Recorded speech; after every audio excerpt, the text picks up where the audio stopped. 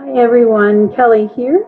If you remember in the last vlog, I talked about starting a series where we're going through 3 different types of lesson sequences that I recommend to help lead you to a well-balanced, well-rounded English language development program that will hit all 4 domains and hit all of your content area, academic, language goals while developing the language and literacy.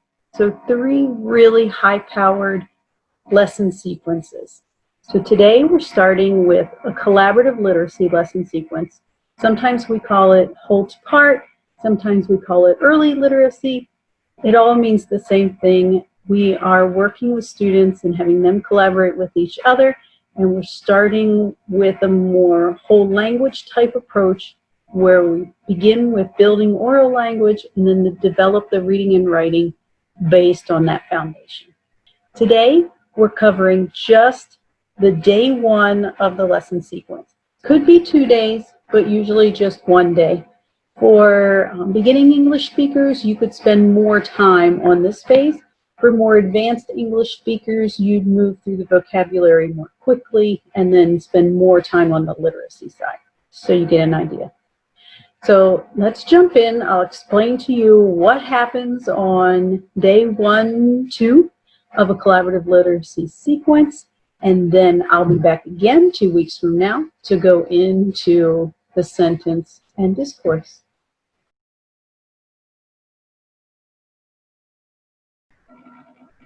Here's the objective or outcome that I would use with students. We could create a collaborative narrative using clothing and weather vocabulary. That will be our focus. Remember, this is more a beginning level class. And the present and present continuous tenses. Now, I may or may not truly put present and present continuous tenses in the objective for the students. As I think about it, I think I would probably just go with we can create a collaborative narrative using clothing and weather vocabulary.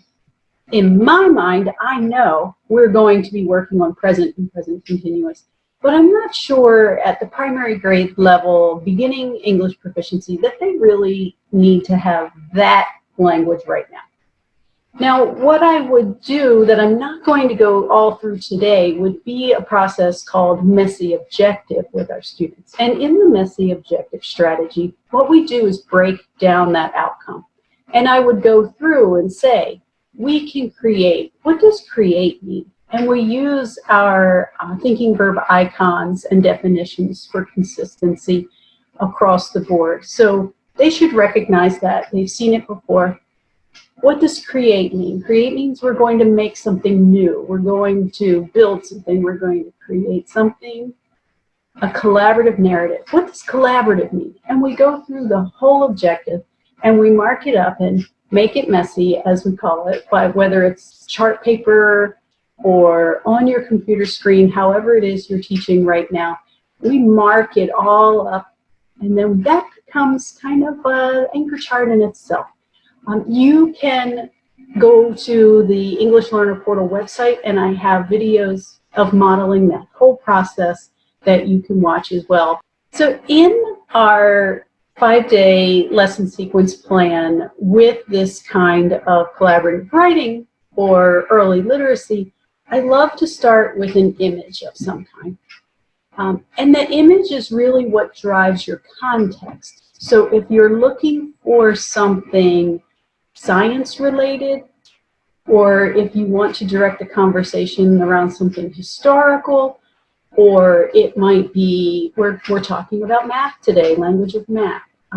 If it's language of language arts, you could have whatever kind of prompt you want. So I wanted to pick an image that was more simple, that was a little bit different than what they were used to. So instead of a photo, do something a little more artistic representation, something that may also bring up the idea that what time frame is this? Is this current? Do we look like this right now? So we could have all kinds of conversation around this. Choosing your picture is the key. You want to choose something that is rich in the right vocabulary.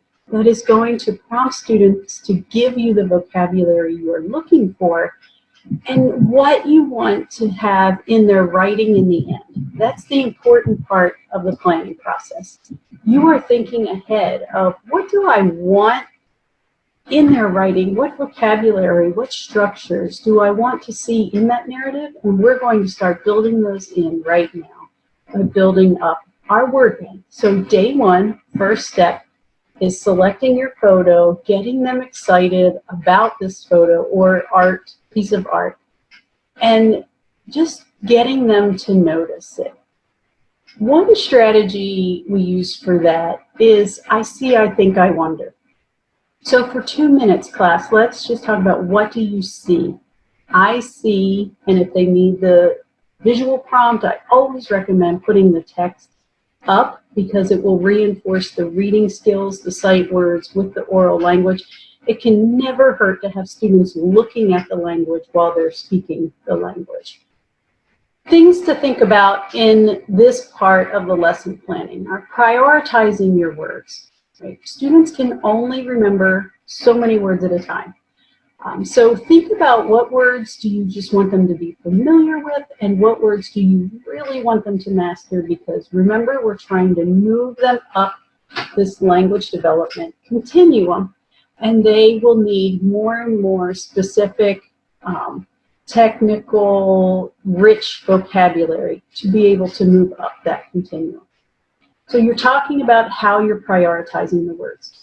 The next thing to think about are the routines you're going to use to introduce vocabulary, and then what you'll do after the introduction and days to come to keep that vocabulary alive and in the mouths of students and coming from you as well.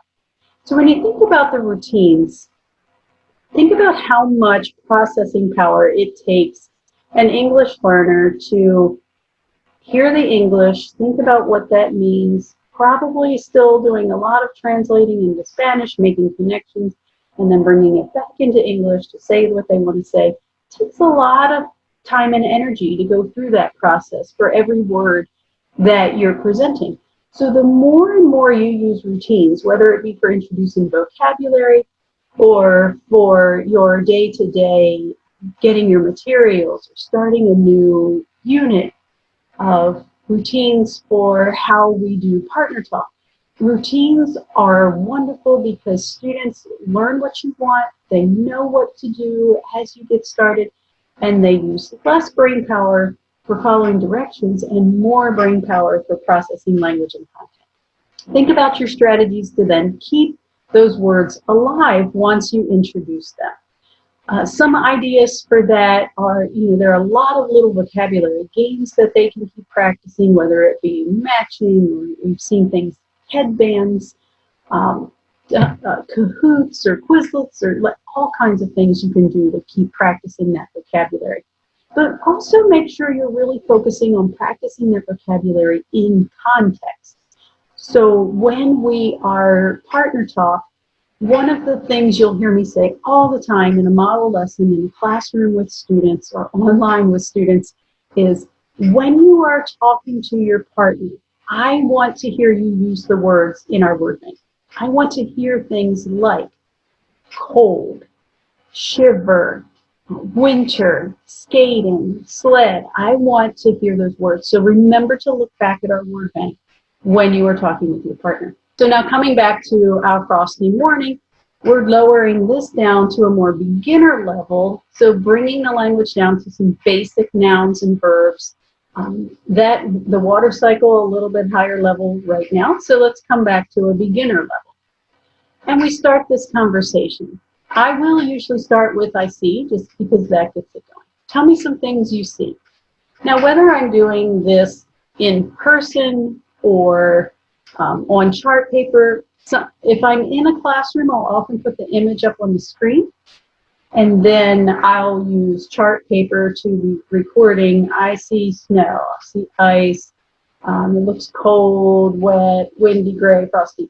I do not start with a completed word bank, right? We're building this as we go. For you, I put it up okay. I could put up a text box and be recording as they go if we're doing this online. But you are recording their ideas first, and then clarifying, now what do we call those things? What are these red and white stripes?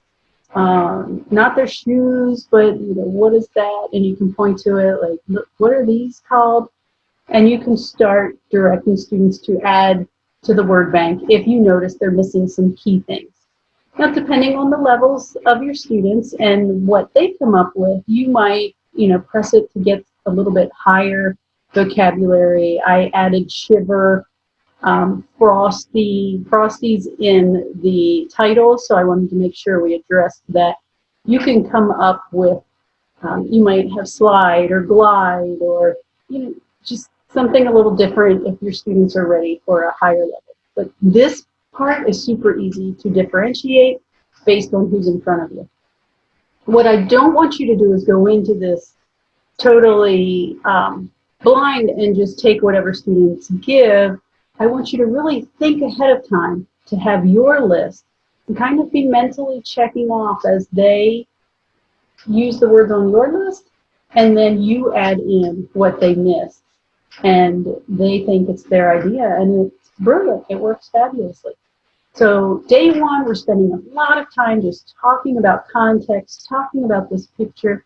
As we move through this process, then I would want to, again, especially for beginning proficiency, connect this back to the image. So, because sometimes the word bank doesn't mean anything without the images. You can either add images onto your word bank, or especially if I'm doing this online or I'm using it on the projector in the classroom, I can easily create little text boxes and then also put the label on the picture so that there is that extra level of support for our more beginning proficiency students.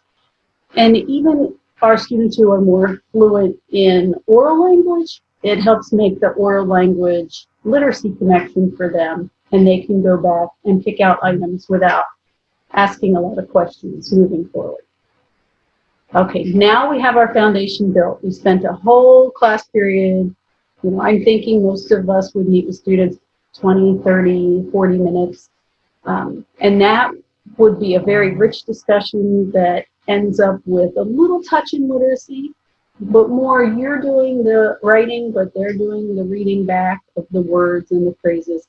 And now we're going to move them more into, let's take our ideas on day two and build them into sentences and really start to be able to speak about them. So there you have what we do for the very beginning of a collaborative literacy type scenario. Remember, this lesson sequence is going to cover listening, speaking, reading, and writing, and you can use whatever context you want. So this week, it might be a language arts focus, then you can do the same kind of sequence with a science focus, a social studies focus, a math focus, and you'll be covering all of those different content area in academic language as well. In 2 weeks, we will come back and we'll get into developing the sentences and the discourse using this lesson sequence. So where do we go from this word bank and anchor charts and all of that? See you in 2 weeks for more with that.